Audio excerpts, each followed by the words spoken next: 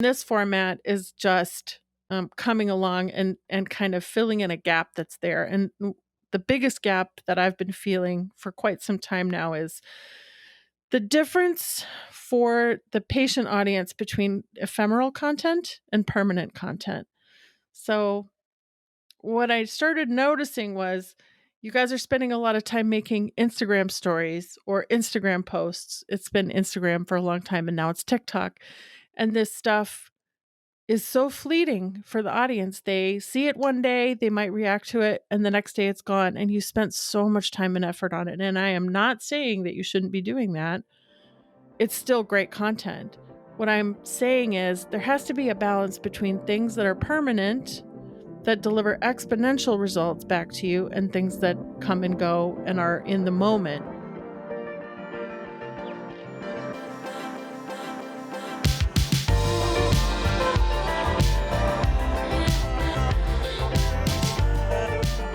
All right. Hello, everyone, and welcome back to the podcast. Today, I'm very excited to be joined by someone who's a well-known name throughout the world of plastic surgery, practice development, and all things aesthetic marketing. She was previously the past director of practice development at RealSelf, where she built out RealSelf University, their customer education program, and created the RealSelf University podcast. Prior to that, she was the director of product and online strategy at Real Patient Ratings and has been a longtime practice development consultant and veteran marketer in aesthetics. You probably already know who she is. Welcome to the show, Eva Sheie. Thanks so much for joining us, Eva. Hey, Max, thank you for having me. This is Of course. my favorite topic is podcasting. So this is going to be good. We're going to podcast about podcasting today. This is the meta podcast. This is fully the meta podcast. So as I mentioned, you were people may know your work through RealSelf University, and the RealSelf University podcast that you developed there. But you've now recently, and this is why I thought it would be really exciting to have you on our show, because what we like to talk about here on the show is just to keep a lens on the world of aesthetic marketing and what's happening there, what private practices can be doing to stay ahead of the curve and shifting with the trends in aesthetic marketing. And chatting with you a few weeks ago, you were telling me about what you were doing, and I thought this is perfect subject matter for our show, called Next Level Practices, about how you can take your aesthetic practice to the next level. And I was really excited to hear about what you were doing. And so you've gone out on your own and you've created, I guess you've been consulting for a long time. You're still doing that. And now you're doing podcast production for primarily plastic surgeons. Is that right? That's right. So I sit sort of in the executive producer role. And what I discovered over the previous sort of year and a half at RealSelf, when I built the RealSelf University podcast and then Tom Series' show called Hey Siri, which he's still doing and is still, I think it's really interesting because he has such a great mind and he goes really deep with people on topics you would never expect. So I'm already saying go listen to somebody else's show, but it's a good show, and I developed Well, it. you helped start it. Tom. It's got your fingerprints on it, right? Mm-hmm. Yeah. And so what I found after maybe, I don't know, 10 or 15 shows was that the podcast was really unique at creating content I could use in other places. So when you're in a role where you have to create content all the time, you have to think up, what are we going to talk about? So what I started doing was saying, what do I need to teach the audience and who knows the answer to this? And then going out and interviewing them and then using that content for lots of things, other social media and presentations, relationship building. It had so many other uses besides, hey, listen to my podcast. So it was a process that developed over time. And I really think ultimately the value is what you create from the podcast more than it is the podcast itself. I absolutely love that. That actually helps me answer questions that I'm asking myself all the time, because I've been in the last year or so for our agency and a few other select projects, kind of been dabbling in podcasts. I've been fascinated with it forever. I know it's something that you really have to build that audience, but I've kind of, and you have to stick at it for a long time. And you can look at your Mhm. numbers and kind of go, is this worth it? But I've found a little bit subconsciously, you put it into words better than I have, that there's so many offshoots of it that are valuable. And it is just valuable for content creation. There's something to also just being on the spot rather than having to premeditate everything, and just kind of sitting down, like you said, with an expert on a topic and seeing what flows from it and the amount of channels and places that you can distribute that content to. That's such a Mhm. solid point. So you're saying you started with Real Self University with the goal of educating Real Self's clientele, the doctors, and then that's Well, we what gave were birth to the Yeah, tell me. exactly. We were tasked with creating content to help practices from the beginning, and that started almost 6 years ago. And I was doing tons of webinars and experimenting with all these different formats and timing and channels and content, and we got pretty good at that. We got really good at webinars. We did a lot of webinars over the years. But creating the webinars was really hard, and it took I always sort of gave feedback that these were too hard to put together. Like, there's too much work that goes into having a 1 hour or 45-minute webinar that 200 people listen to, and I know a lot of people would be, thrilled with 200 people in their audience, but the lift that went into just that 1 hour event just started to feel like it could have been better.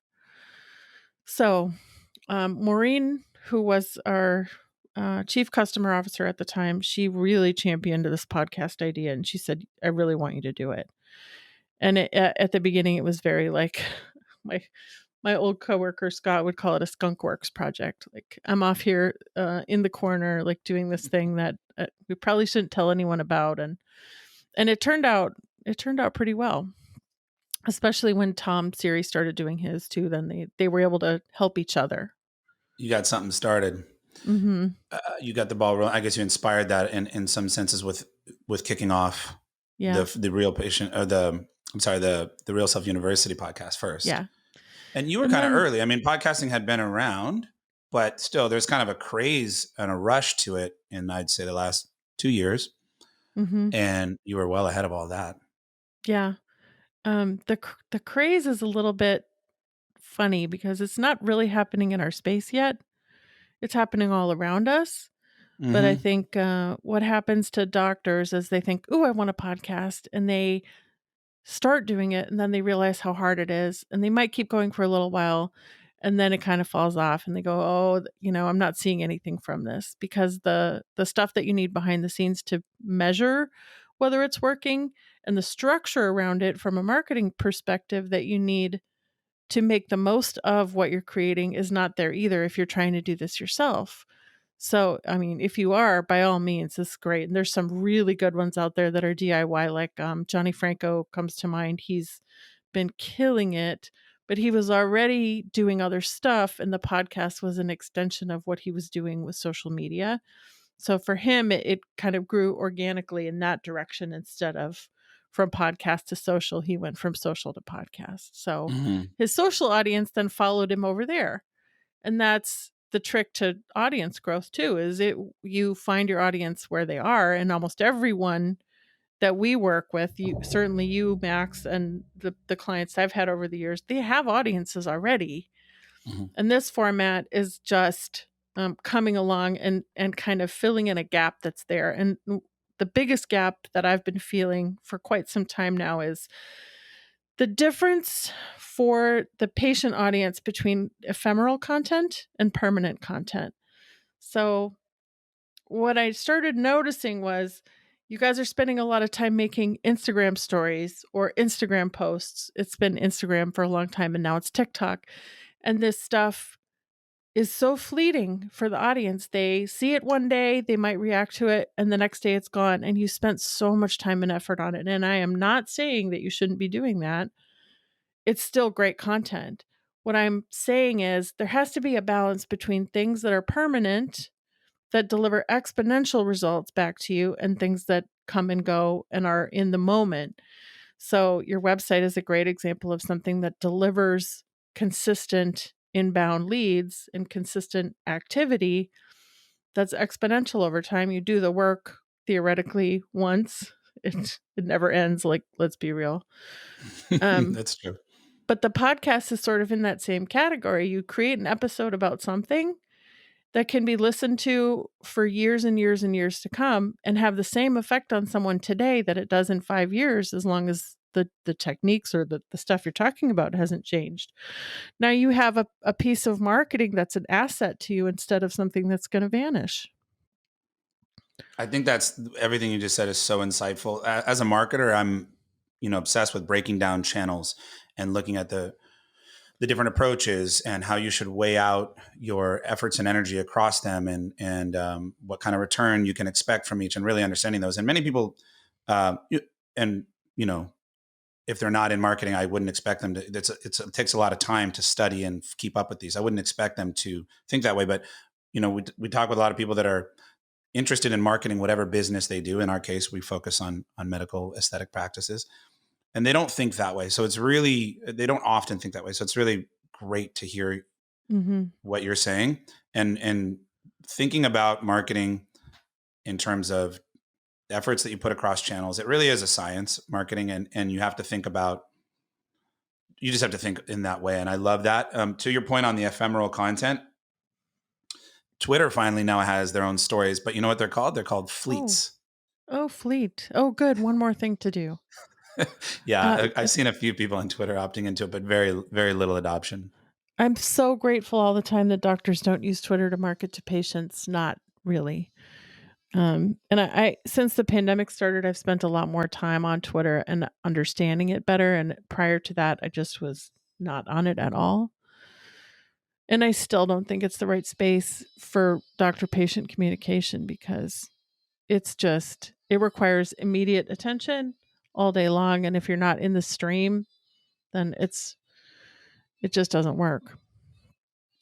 Yeah, I agree with you. Again, it's the kind of channel that you have to weigh out if you can really get the return there. And so that's what I tend to tell people, to think about things in terms of a marketing ladder, where I see some people. This is my analogy. Tell me if this works. I'm trying to perfect this. I see some people try to, if every rung on the ladder is some sort of a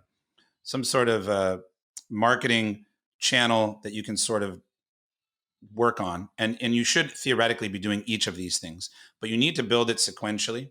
If you try to do all of them at once, you get nowhere. So Mhm. it's like, you kind of put the ladder sideways and try to do them all at once. Well, you're not going to go up. But Oh, if I you like just that. need to pick each rung on the ladder and build. So when we have people, I'm the same way. I'm very ambitious. So I'll say, we should be doing this, and we need to be getting a strategy going on this channel, and we need to be doing that.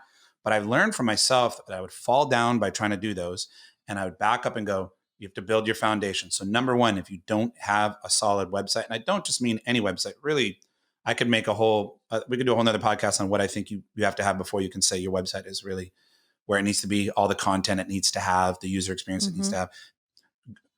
Don't waste time on anything else until you have that. And like you said, it's an evergreen asset, or Yeah. yeah, property that's going to be able to constantly drive in leads, and then up from there. And I was speaking to, or I actually wasn't speaking, but I was listening to a prominent plastic surgeon, female plastic surgeon with a large audience on Instagram, who gave a talk recently saying that even despite having 500,000 followers on Instagram, it's something like 4 to 1 what she's getting in off the website and Google versus her Instagram followers. So Mhm. really evaluating that return on investment on each channel. Yeah. And if you're going to create content, most people underestimate how much work it's going to be. Like you said, they start and they kind of give up. If you're going to create it, invest where there's going to be sort of a perennial return, like you're talking about with these podcasts. So that's why I'm so fascinated with what you're doing. And like you said, other people aren't really doing it. I'm also fascinated with seeing what's happening in spaces around ours that we haven't really adopted yet, Yeah. and going, oh, how do we co-opt that? So I love that that's what you're doing. And I want to hear So more about kind of, yeah, yeah. let's go back to everybody's not doing it.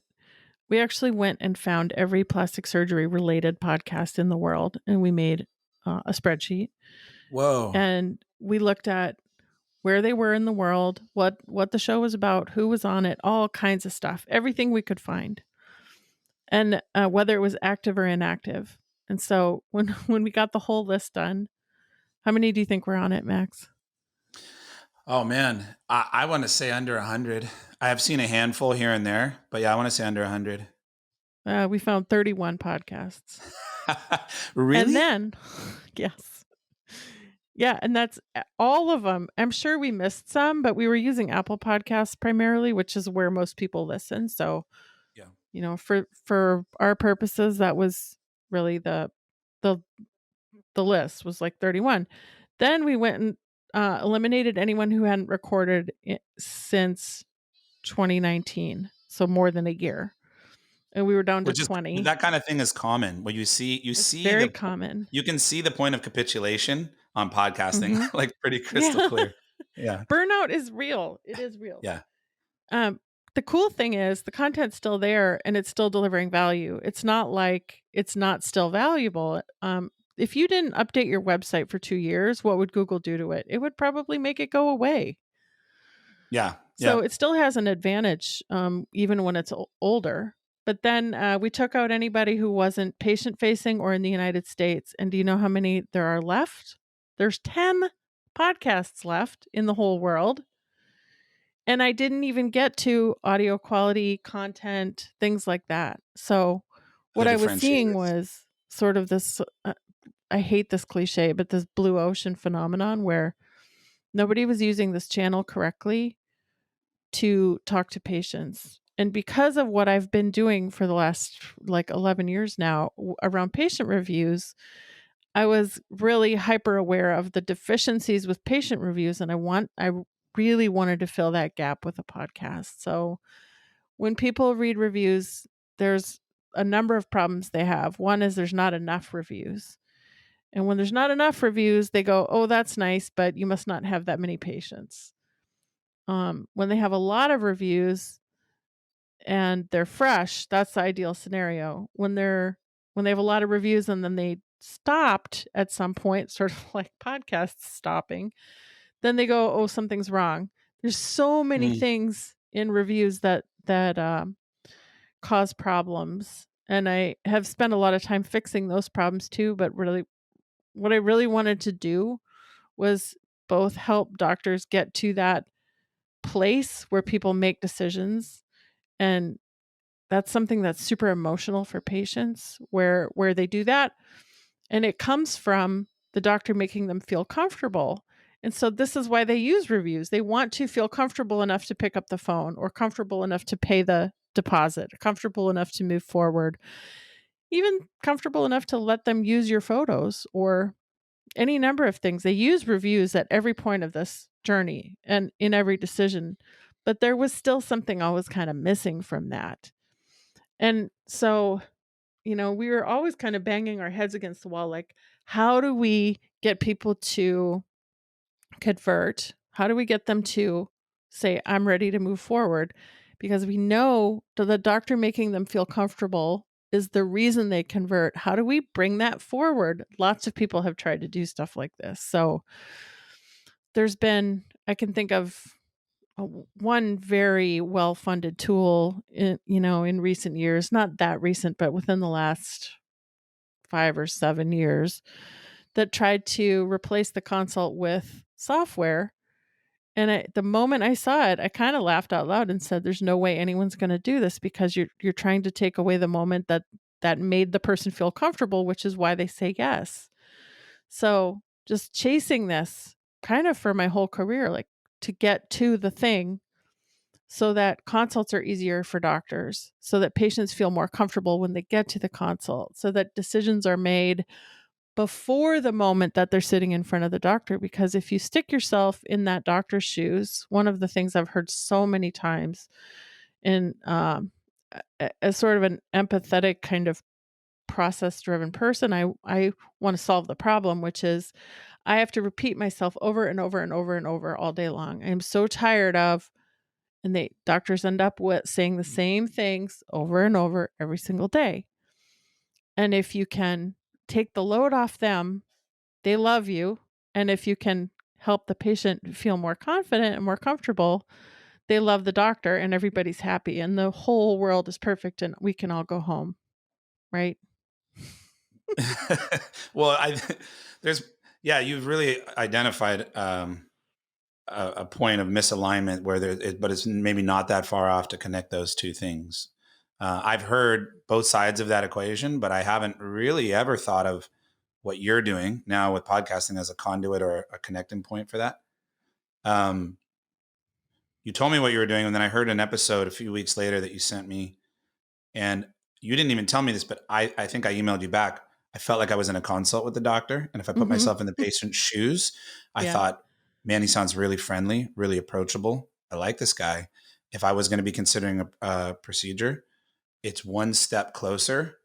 It's not that if I then went in to do it, that I wouldn't have to go through the regular process and that some of those things wouldn't have to be repeated, but I definitely could put myself in the patient's shoes because I'm also the same type of, like you said, empathetic, process driven person that's trying to think through, put yourself in different people's shoes and think through the journey. And I Mhm. could go, and as a marketer, I think you have to be especially focused on patient acquisition. And so I put myself in the shoes of the patient and I Mhm. could see how much friction this could reduce both for patient and for doctor. So I actually really get what you're saying. And it doesn't feel like pie in the sky to me now that I've seen what you did. Oh, Um, because it I felt got, really good to get a show live and out the door. Like, for several months there, I was like, "I don't do anything because I don't have anything live." I know the But it feeling. was good. It was like having my 3rd child. No, not quite that hard. It was But easier it's than having a child. getting a show off the ground or getting a new effort off the ground, getting a new company off the ground. It is like having a child. So I feel you. But here's the other thing that I think is so interesting about what you're doing. Like you said, there's only 10. I'm fascinated with that because I do see those random here and there shows being done by plastic surgeons. I didn't really look at how consistently they're being done, but I do notice you can look at the YouTube views if they're posting it. There's not a ton of traction. Um, you can't always see what the views are on all the various podcast platforms, but you can get a sense of how much traction there is.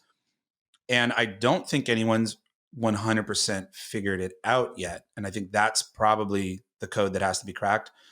Certain Mhm. technological things I think are going to come along and make that content more discoverable. Google, there's things which we can talk about that we see coming on the horizon for Google.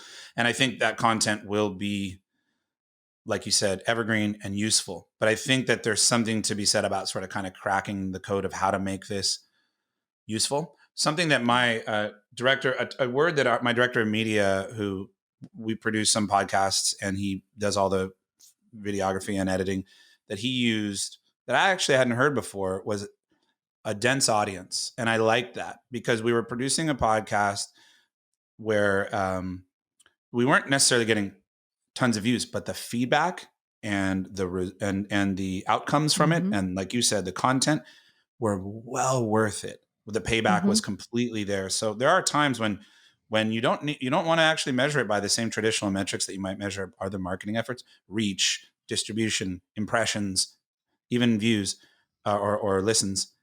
It all matters. What we really mean by dense audience is small but high value. Yeah, It's heavy, right? And it has and it's the value of just a few listens can be really impactful. Is that something that you're thinking about in what you're doing? it is. And when I talk about reporting and when I start working with a doctor on building a show, I go out of my way to point out that the number one metric is people will come in and tell you they listen to it, and that podcasts are really sort of like they're not new. They use super old technology, which means there are lots of advantages. They use RSS feed technology, so they're super portable. They can be pulled into all kinds of different formats, and they're really lightweight, and you can do all kinds of stuff with the RSS feed. Um, but you can't get a lot of metrics.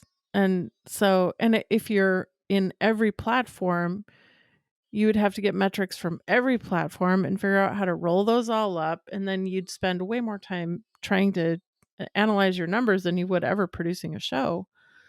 So there just isn't anything really besides downloads and people telling you that they heard it. And I Right. find that And really refreshing because it keeps us focused on the right stuff and not content for content's sake. If my KPI is I have to get someone to say they listen to this and go in and tell the doctor they listen to it, that's pretty straightforward. right. Yeah. There's a lot of content for content's sake these days. A lot of noise, signal Mhm. versus noise Yeah, a kind of lot. happening. But what so on that, if I'm a doctor, surgeon today, there's a lot of people who have flocked into podcasting. Like you said, maybe not so much in this space. So, you've already, I was going to ask you this question of, is it kind of too late to get in, or is it overcrowded? But you've already illustrated with that study you did, that kind of informal study, that it's not oversaturated. But what is the benefit? Why should I start what can I get out of it? Well, let's see. Why should you? Well, I talked about the counterbalance to the ephemeral thing. And Mm. that's really one of the biggest ones is long term, you're building something that will continue to deliver value back to you. So it has the right ROI, is another way to put that. Um, it gets you off the hamster wheel instead of putting you on another hamster wheel. So social media, anything where you have to come back and repeat a behavior over and over and over. That's the stuff I'm trying to get doctors away from or balance to, because otherwise you're just investing time and money in marketing that never has the right kind of return. So one way that I've thought about it over the years, and if I'm sitting with a doctor, I like to draw this kind of on a piece of paper, is early in your career, you spend this much on marketing. And what you want to see over time is that you spend less and less. And there might be points where you spend more or spend less based on what's happening environmentally around you. But I don't think it's anybody's goal to spend 10% of revenue on marketing for their whole career. So Yeah, if you you want to taper that down over time, ideally. and Yep. that didn't come from me. This is something I've observed over the years, that early career doctors understand that they're going to have to spend on stuff. People understand they're going to have to build a new website every how many years do you it changes so much. It's like It 5 varies, but now. I would say 4 or 5, and you're now you're pushing it. Yeah, And that comes along. You have to keep up with that. Um, but no one wants to spend 15,000 a month on Google ads forever. And also, if you've been paying for Google ads, you know that it keeps going up and up and up and up and up. And they're going to keep making it harder and harder and try to convince you that you can't live without these things. And I am sort of putting my foot down and saying, yeah, we can live without these things. If we're smarter than um, Google, at least on that front, I don't know if we can catch them on everything, but it's sort of like the stubborn part of me that says I'm not going to let you get me. And I think a lot of doctors think like that too. So for sure. yeah. Speaking of frameworks that I tend to use in marketing, I brought up that ladder kind of concept. And if you Mhm. listen to content that I'm putting out, I kind of repeat a lot of these same things because they're frameworks, just the ways I like to approach it. And I like to look at marketing as investment. And you have short term. So you have certain capital that you need to get back quick. You can't tie it up for a long time, and you invest it into things that have a short term return. But they also have a little bit of a hand to mouth. If you stop doing them, you're kind of you're you know it stops. It is in a different sense. It's its own hamster wheel. And then you have long term things you invest in that have really high upside. And so there's things like creating content that can exist out there on the web forever. Like SEO is one of them. It can take a long time, but if you're doing it right, that can really pay off. Granted, Mhm. you still Definitely. need to diversify away from it. Another investing concept, diversification, because you don't want to have all your eggs in the SEO basket. But we tend to try to help people taper down on dependency. Doesn't mean they can't do ads, but taper down dependency upon ads and Yeah. have other sources. SEO is a primary one, but you can diversify it with other content that you're creating. And speaking of seeing what other industries are doing and emulating that, what a lot of other industries are doing is they're creating content, they're creating brand loyalty and audience loyalty out of content that is actually of value, and they can Mhm. retain a great rapport with that audience and draw on that. Um, Very often, content marketing. I stole this, but I love this. Someone said you have to think of it like a bank account. Yep. You have to make a deposit into your account before you can make a withdrawal. So what you're doing is you're depositing value into that audience, and then you Yes. can make withdrawals in the future and say, great. Now they'll think of you when they're ready to do a procedure, whatever it is. And public relations is another way. There are many ways you can diversify off of dependencies on short-term advertising and marketing Mhm. strategies. So I completely see this as a longer-term strategy where you're building up content that you could get one patient in and it would pay back. You say you just do one episode, The episode that what I liked about the angle you did on the episode you sent me was that it was on a very kind of niche procedure. Mhm. So it definitely helped to frame that surgeon as someone that could help them with something that other surgeons may not always be comfortable doing. And so I definitely see it as a discovery tool. I didn't really see that completely before, but I see it as a way that that doctor could actually be found by people looking for someone who does that. And if you got one person in, it would pay back, I don't know, probably 50 times. Or I don't know, you could do the math, right? Just the one patient. And then everything after that for years to come is gravy. That's right. So the ROI could definitely be there. And Yeah. you might look at the listens or the views and go, it's not much, but that's not really Doesn't matter. right. It just doesn't matter. And then so another angle, where this saves him a lot of money is he's got a full-time in-house marketing person. But to hire a full-time in-house marketing person who knows procedures and who knows what's allowed, what's not allowed, because hiring full-time marketing person for most surgeons is, like a junior level type of person, so you have to have resources for them to be able to do their jobs accurately. And I would what we agree. I would agree found with is what you're that saying. with him recording these episodes, now she's got it both from the transcript and writing, and she can refer to that, but she can just go say, she can pull she's got more content than she will ever know what to do with for that topic now, instead of having to go ask him for it. So it also makes her job easier. And then Oh, I'm I see what you're starting to saying.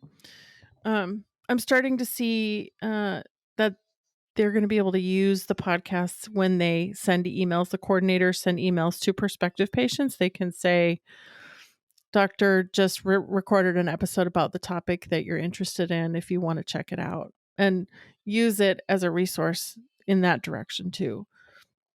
There's so many places to plug it I in. love that concept. So many places to plug it in. I again, that's where I hadn't thought of using it in that way. And I think after I listened to it, I thought, oh yeah, you could send this to them as the first touch point. They're considering coming in for a Yeah. consult. You said, just listen to this right now. So again, and there's a number of things in marketing that work this way. Like your website might not be the first touch point. They might find you on social, but then they come there and that website needs to represent you so that they whatever confidence they got or interest was peaked from social and they jump over there and it's continued and it's Mhm. consistent.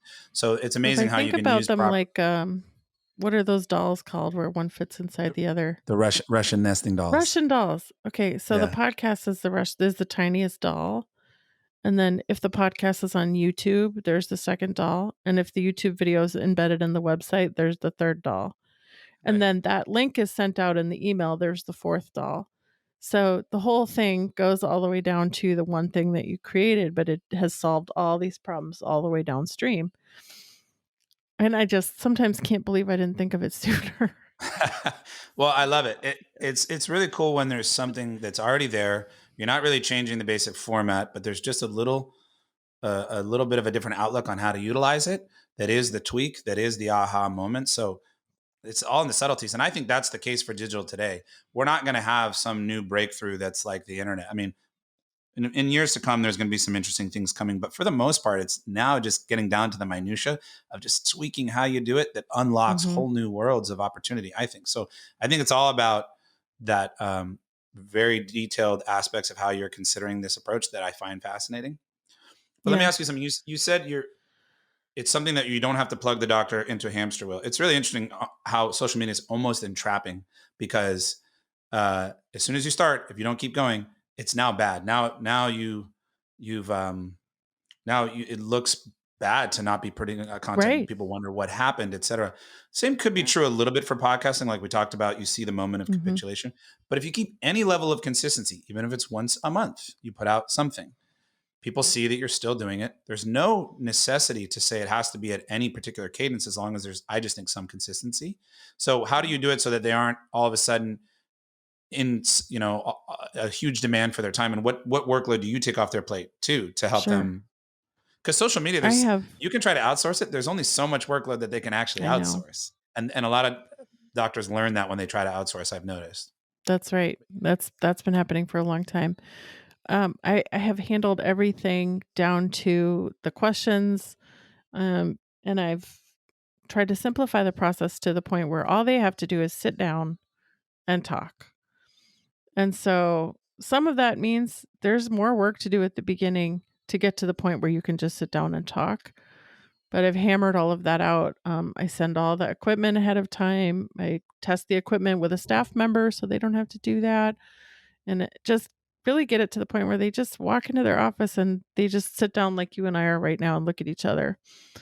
The format of the show throws I'm not going to say it throws a wrench into it, but it affects how much every time you add a layer, it gets more complicated. So the show we've been talking about with the doctor that I recently launched is just him, and I'm actually asking him questions, and then in editing I remove myself, so it sounds like he's just talking.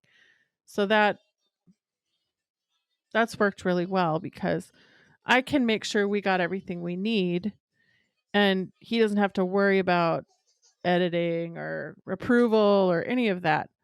So what I send back to him is maybe usually the episodes have been 15 to 18 minutes long, and he listens in the car and then he says, "You're good to go."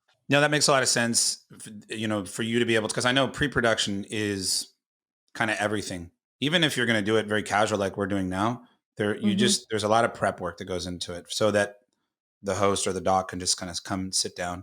And I listened to that episode, and I that you're mentioning, and I found that it worked pretty well. It almost reminded me of some of those AM sports radio shows where the host is just one guy or one person, and they often don't have a guest, and they're just monologuing almost.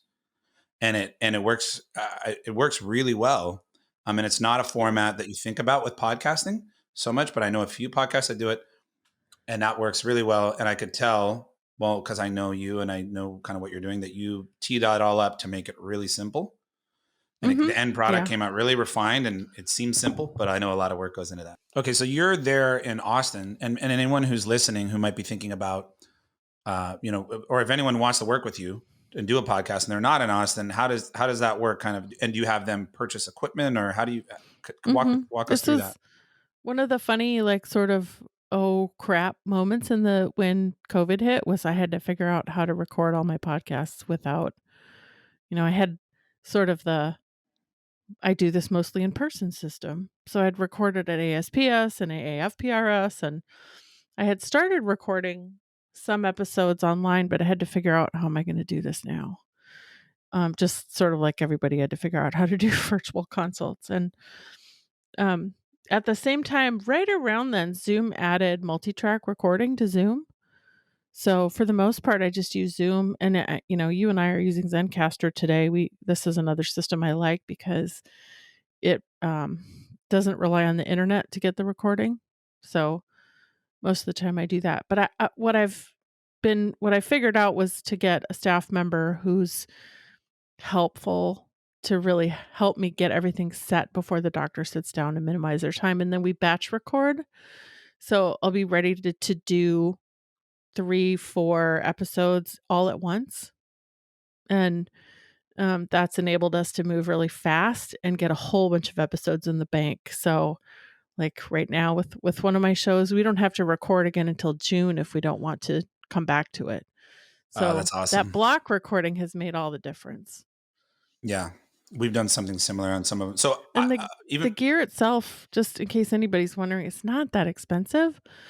And so it's like $100 microphone and a $50 pair of headphones plugged into your computer, and a mic stand is all you need. And my secret weapon is my audio engineer, who has been able to just make everyone sound like, even in tough conditions without microphones, he makes them sound great. And I'm not going to tell you his name, so don't ask.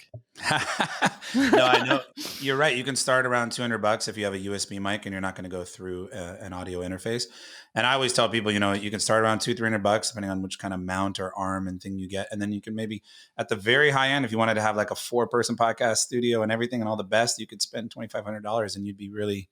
Well, you Um, could, but the other thing I discovered, which was a really happy thing, was there's a ton of these studios now where you just show up and the engineer's there for you. And if you have 2, 3, 4, 5 people, you just sit down and let them do it for much lower cost than it would ever be to do it yourself, to buy all the Yeah. stuff and do it yourself. So Johnny Franco is actually building a studio here in Austin that he's promised I can borrow if I need it. Oh, But, cool. the scrappy way is just to have everyone in a different room. You don't need everybody to have 3 people or 4 people on, you just have to make sure they're all not in the same place. Yeah. Well, yeah, exactly. They need to not be. The pandemic has really shown us that. Prior to the pandemic, I was really dabbling whether I was entertaining whether or not Influx would get really into podcast production, and ultimately, we've concluded. We have a couple of things that are really a labor of love for me. Where I work on, we produce the Technology Beauty, Dr. Grant Stevens show, and It's that's a great show. really, yeah, and I love it, and it's really me overseeing the production on that, and it's kind of my hobby horse. Um, and we've assisted on a few things here and there. And I have this show that I do because like you said at the outset of this, I found that it's a great way to create content. It spawns so many other things. But I looked at really rolling it out as a service, and I didn't solve the problem the way that you did. And this is prior to the pandemic. I was building a podcast studio in our office in Pasadena in the LA area, and I was getting that all going. And pandemic came, kind of changed, well, very much changed everything. And but by that time, I'd already kind of decided we're going to just keep focusing on what we do, which is websites, lead generation, patient acquisition. Um, and I think it's great. I really believe in specialization, so I think it's great for people like yourself starting something that's really specialized and just partnering with the right specialists. So Mhm. we aren't rolling that out as a service broadly, but we almost could now, whereas before I didn't even really see exactly how we could do it. Um, and I can't believe how much in the last just like 8 months, technology has not only is the technology getting cheaper, like you brought up the equipment, Yeah. but the technologies like this platform we're using right now, and it gets a little technical. We can unpack that for someone later. Why doing it through a platform like this is awesome. But it wasn't even here 6 months ago. I was looking for it. And Nope. It didn't COVID has exist. yeah, COVID has spurred all this innovation in podcasting that makes remote podcasting higher quality, easier, et cetera. I mean, you can do Instagram Live and those kind of things, and I think those things. But I still, although those things can be evergreen, I still think that they're very casual and they still are in that ephemeral category. Mhm. When you really do a podcast and you've got the equipment and you kind of got the pre-production, it's a little bit of a different thing. And there's so many cool platforms emerging now to make that easier. I've been really impressed with how the world is adapted and made What I don't podcasting wanna easy. miss here is, we have every channel in the world available to us, and doctors have so many choices. I can recall myself saying in a presentation at one point, "Pick the channel that you like the best. Do you like taking pictures? Use Instagram. Do you like writing? Use Twitter." Like, I've been just saying the same thing. so I just gave a talk where I said the same thing, except for what I say now is if you like dancing, use TikTok. If you like writing, use Medium, which is a longer yes. format. See, Founded we by the were same separated some of at the birth, same I knew people. it. I think so, but Medium was also founded by one of the co-founders of Twitter, oddly enough. So, and Twitter was supposed to be a blogging platform, but then it turned into this short format thing. Medium is now the long format of that. But what I also say, Clubhouse is a new one that's hit, and I say if you're into kind of public Yeah. speaking, try Clubhouse. Although jury's out If you on have whether or any not kind of schedule that you live on, you can Clubhouse is very hard to get on board with because it all happens in the moment. I had to turn the notifications off. I loved it for a few weeks, and then it was just like this Yeah. person's going live, this person's starting a chat, and I just went, I Well, can't. and And then the weird one is I can see my kid's photographer going live almost every day. And we had a photo shoot about 3 weeks ago, and I went, where are my photos? And you're on here all the time doing Clubhouse when you should be editing my photos." And I thought, "Ooh, this is not gonna be good for people who have" oh, in that's the interesting. A service little. business, like, if you're waiting on something from someone, and I thought patience and listening to doctors, I don't know. There's lots of ways that could go wrong, and what I wanna point out about podcasting is why the format is so loved by me and why I think it's so great for doctors is we've been telling you for how many years? All of the years? All years. Video is so important. This is the year of video. You gotta do video. You gotta do video. So none of us are really that good at doing stuff scrappy or just turning on the camera and doing video. That's good for some people. That is not good for our customers. They are perfectionists. They want to look good on camera. They want to do it right. They want to be edited. So video ends up being so much work. But podcasting, we're using video now, but we don't care what we look like, obviously. No, no. And it's not about watching a video, it's about listening to what we're talking about. And when you apply that to the doctor sort of ability to get stuff created, it just is it's so good for them. They don't feel self-conscious. Anything they say can be edited right out. Um, it's so forgiving. And it gets really at the heart of what the patient wants to hear from them when they're trying to make a decision, which is to know them. And so it strips away all that stuff that makes video difficult and just keeps the good part, which is what we were always trying to get to when we were pushing video so hard. So, um, Again, really subtle but meaningful differences. That's really interesting insight. Because yeah, how, like you said, all of the years, video has been the thing. Like video. But the barrier to entry, the pre-production, the perfectionism. I would have never put my finger on how important those subtle differences are between these two formats and how it unlocks it in the way that you did. But now that you said it, I couldn't agree with you more. oh, I know, thanks. I know you're busy, and I don't want to take up your whole day, but one question or one topic I want to talk about that's near and dear to me because SEO is not the only channel that we acquire patients through or that we help our clients do, but it's definitely a core specialty of ours, and it's an important one. I want to talk about SEO and podcasting. I have a lot I could say about it, but you actually said it to me when we were chatting a few weeks ago, and you were telling me what you were doing. You were saying there's kind of a whole SEO angle that you're looking at and that you're feeding into with what you're doing. I'd love for you to tell us about that, and then I have some more questions on it. Yeah. Well, once you're an SEO, you can never stop being an SEO. So, of course, everything I'm doing is coming from that foundation, right? So there's 3 big benefits, and I think what we should probably agree to do together is keep studying and measuring what's happening so that we really understand how podcasting is impacting SEO, traditional SEO metrics. But what I know so far is the 3 big ones are the content, links, and reputation management or rankings. So, and they're all related to each other, Of but course, you can't separate them. So the content, of course, is that every show has a transcript, and that natural language is then published with the show, and can also be published on your website or anywhere else that you want to put it. The transcript gets indexed by Google, and now you have fresh content going every 2 weeks. Kind of like, does anyone remember me nagging them about writing blog posts every 2 weeks for the last 15 years? I gave up at some point, but it's that idea, but now it's getting done in a more automated way. And then the second one is links, because now you've pushed a show out to all these different platforms, Apple, Google, Amazon, Spotify, and then there's a whole layer of other podcast tools and players that also pull all that content in automatically, and whether you want them to or not. And now you have all those links back to your website out there in these really high trust, authoritative channels. And they're high trust because how do you spam a podcast? How do you create a spam podcast? That doesn't exist. great, There isn't excellent point. one. I think in all SEO, looking at content where there's a higher barrier to entry that spammers are not going to really be able to easily just climb over that wall. That's often a very good yardstick or way to find uh, new SEO tactics or defensible SEO tactics. So I didn't even think that's a great point.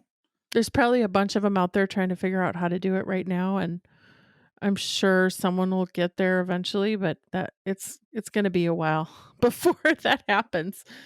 And maybe never. Maybe we'll just stay.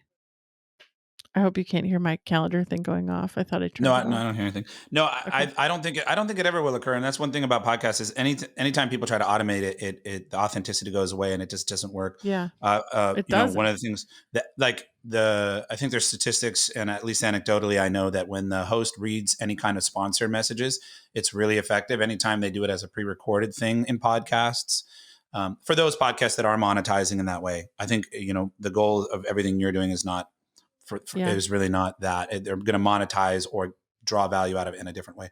But authenticity, really wins in podcasting, so I don't see that happening. The third the Yeah, third go. really big problem that I've been focused on is this reputation management situation, and in one case, I've been trying to push something off page 1 that needs to be less visible, and so we're really watching closely to see how long it takes, for podcast content to impact that situation, because everyone knows when you have something on page 1 that you don't want people to read, that it has an immediate and a pretty noticeable impact on inbound leads. So there's also an aspect of the creating more speech to drown out bad speech happening with this content too. So It's a good point. crossing my fingers every day that that will happen quickly. Yeah, well, I like you said, we should commit to staying in touch in terms of measuring, and I'm Yeah. really interested to hear what you see and to help draw insights out of what you're doing. Two aspects of the SEO thing that are interesting to me. One, the show that you sent me that was specific on a specific topic. It was plus Hmm. size tummy tucks, which is Hmm. it's niche, it's specific, it's not a vague keyword. It's almost long tail, you would say, and Hmm. just like any content, you have to just like any content in SEO, you sort of reverse engineer what's the search demand, how do I create the content for that. So you could podcast and just sort of talk about a bunch of things, but if you're deliberate about it, I'm really interested to see what we can do with your content in terms of driving discovery of people who don't know that doctor. They're not being sent it after they've already booked a consult and the front desk is saying, hey, listen to this before you come in, which is a great utilization of it. But also, I'm really interested to see if the topic of the show is right there in the title. It's plus size tummy tucks. Let's see what we can drive in terms of people who are just searching that discovery keyword, I'll Yeah. call it. And you see Google through the RSS feed is pulling in podcasts now into search results. Yep. So the other thing I'm interested to see if they start doing, which ties into this discovery thing I'm talking about, is they said some time ago that audio would be indexable and searchable, and um, you see it already. You brought it up to me earlier. YouTube. YouTube videos are Yeah. automatically subtitled. The AI is pretty darn good. It's not crazy to think that they're already going to be doing that or very soon be doing that with podcasts. There are a couple other platforms that exist out there. I'm drawing a blank on the name right now, that make clips within podcasts discoverable. And you see a similar thing on YouTube where there are certain clips, and sometimes these are done automatically. Sometimes the creator has to bookmark those different spots. But that's the world I see coming, which is really interesting to me with podcasting. And if someone like yourself is just getting it, you go back to that example of blogging. I've talked about this with doctors too. You just give up, and it's no. I It's get not their it. They're fault. busy. It's not their fault. It's But if you there's can so tee it up many and they can things. sit down, so many of them, any subject matter expert, you sit them in front of a mic, they can just go, and you just sort of frame the conversation and tee it up. So to be able to convert that into content that is discoverable and might drive new eyes and ears, I'm just extremely obsessed with seeing. I'm fascinated with seeing where this goes. Yeah, I thought I was being a little bit crazy, but you're making me feel like I am on the right track. Because one of the things that I'll just be super transparent and vulnerable here is when I noticed there were really only 10, I thought, well, why are there only 10? Is that because it doesn't work? And I just sort of had to throw myself out there, and I kind of looked back at my career and said, well, no one had a website either when I started, and I didn't have any problem convincing people that they needed a website. No one was on a directory. I mean, I built one of the first directories that there ever was in 2003. Um, all this stuff came along, and I watched it all come along, and if anyone in our space, I just kind of thought about everybody that we know. You and I just met a few months ago, but I've worked with every web company in the space, and I have great relationships and deep respect for everybody doing this work. Who is going to add podcasts to the mix without having to put a huge investment into it? And so it's my hope that whatever work I'm doing is supportive to everyone else and not competitive. And I'm not worried about anybody else coming along and doing it either because there there's so much work to be done. There's more than I could ever possibly do by myself. Don't you love that So, when you know that, like, again, it goes back to that spamming. There's no spamming it. So someone can come along and, they're going to have so much bandwidth. You're going to have so much bandwidth. If 2 people, 3 people, 10 people are doing quality work, great. And everyone else who's yeah. not willing to do quality work, they're never going to be able to break into it. It's just not going to No, happen. and let's do it together and help each other. So I wanna Yeah. give credit to the plus size tummy tuck thing makes me remember that that's actually our friend Cage Moore who came up with that, and he saw it somewhere else, that it was working, and he brought it to this account, and it's been very successful, so much so that he said, "We have to figure out how to get less of these." That's when you Oh, know you wow. did it. This has Shout happened, I out. think, twice in my life this has happened. I had another account that said, "Stop the lip injection leads," because I had written something that made people really wanna go there. This is actually one of my great case studies from history was I realized that people weren't searching for Juvederm, they were searching for lip injections. So I stuck a lip injections page on a client's website, and, like, 2 weeks later, she said, "Make it stop." "Oh, Well, did we find that something?" I love those stories when you tap into it. And shout Yeah, out to Cage. He's yeah. actually a old and very dear friend, and that's awesome. He deserves credit for that because there's nothing cooler than as a marketer when you just tap into when you connect the demand and the supply and you in the right way. And in an internet marketing, it's all about finding the way. It's the semantics of it. It's the context Yeah. of that people are thinking about. And there are also these little niche, lower hanging fruit things that are not glutted that other people are not, saturating. Mhm. And when you find that, and not a lot of other people have figured out that that's a term or a exact phrase, the way the consumer thinks about it, it just unlocks something, and that's super cool. So that's Yeah, awesome. it's been great. We've and he's helped a ton of patients with it, so, for him, it's been a really great experience to have gone through that, and it doesn't happen very often, but, um, when you have people like your team and, lots of other folks that I know who are really watching the data, that's when those things happen, and that's why it's important to work with people who have experience in our space and not just anyone who can claim to do SEO or build a website.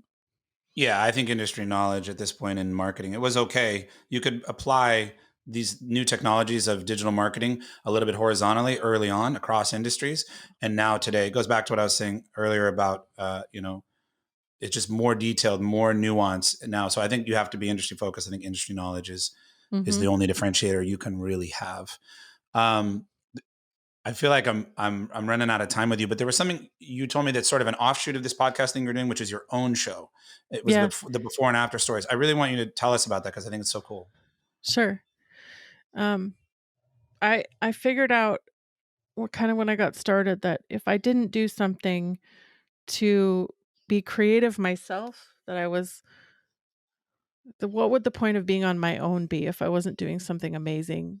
Um, and I knew really quickly that that was gonna be a patient-facing show, and there's someone I've been working with my whole career who I call the patient whisperer, and, between the 2 of us, we just I had this, uh I had this weirdly, it was like a domain name that I bought a million years ago and didn't know what I was gonna use it for, and then this is what I decided to do with it, and so it's called Before and After Stories, and, um, I did an experiment on a friend who was having a septoplasty to see if it would be interesting, and it's so good. It's turning out so well.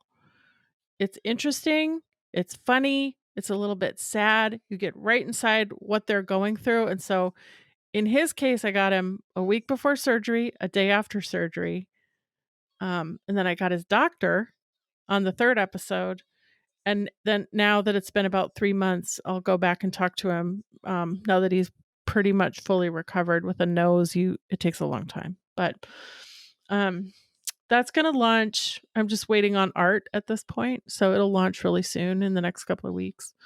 Um, and the name of my company is actually The Axis, AXIS, which is an Easter egg of a name because I had a friend who nicknamed me the Axis of Eva like 20 years ago.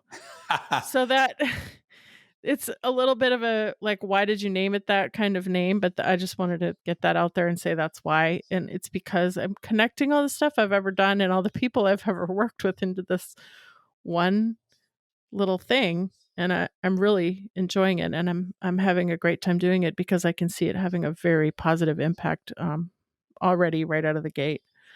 And I I'm able totally to have see that. time You're the with my little conduit. kids and the space and the freedom to do the things that I wanna do, and it's been it's been awesome, and I got to meet you guys, which wouldn't have happened probably, Yeah. maybe eventually, but not No, not this it's way. I'm so glad we did, and it's awesome. Congratulations on starting your new endeavor. It's a big undertaking, and it sounds like it's going great, and I'm very happy for you. And I totally see that you even more so after this conversation. It's just connecting so many things. So the access of Mhm. Eva, I love that. So speaking of that, you're still also doing consulting somewhat as well, right? Yeah. And so if Yep, someone a has little interest in bit. either practice consulting or this podcast, so where do they find you? What should they where should they go? Well, in true, marketing company form, my own stuff is not built yet. I have, a designer that I worked with at RealSelf who's just from another planet. He's just incredible. He's been working on my company identity, and that's almost done. So everything's moving along, and I just inherently focus on my clients more than myself. So their stuff's all getting done, and mine gets done when it gets done, which is a long way around to say just right now. It's best to find me on LinkedIn and Perfect. send me a message there. If you happen to go to theaxis.io, which is my eventual domain name, it points to my LinkedIn profile and eventually will point to the website that I will eventually build. Yeah, okay. I went there and I saw that. And Yeah, so just you so they tested can it. just yeah, I did. I saw that a couple Yeah. weeks ago. So all right, so look you up on LinkedIn. Yeah. And definitely, I want to keep in touch and maybe even have you ask if you want to come back on the show sometime and talk about kind of how this is developing. I'm super intrigued to hear what you measure, what you discover, what you learn Yeah. about your thesis here with podcasting. But I'm right on board with you. I think you're even a little early. Like you said, you wonder if you're feeling crazy. I think if you're early, you feel a little crazy, and it's weird to feel early to something that feels so late. But I'm I noticing that. know. Right. I'm noticing that these days, even the internet is early, and we think it's I think we'll look back in a long time and realize we were in the early ball game, It's honestly. actually a really good point because when we started the Real Self University podcast, I thought, "Oh, we're just gonna look like a bunch of copycats," and but there's nobody doing a lot of there's not a lot of podcasting in our space, and No, there's there's no not. reason that there shouldn't be. There should be tons, and I think people are gonna come to expect it at some point, so, not usually an early adopter, but in this case, we're gonna have to call it something else because it's as old can be, but it's somehow new. Yeah, it's just sort of adopting it in a new use case with a different objective and a different spin. Yeah, we'll come up with a word for it. I love doing that. Okay. but but either way, this has been a fascinating conversation. I know you have things you have to get off to. So thank you so much for giving Thank me you. a big chunk of your time and I enjoyed this conversation. Let's do it again Me too. soon. Okay, thanks, Awesome. Max. Thank you, Eva. Thank you, everyone. We'll see you next time on the podcast. Thanks so much.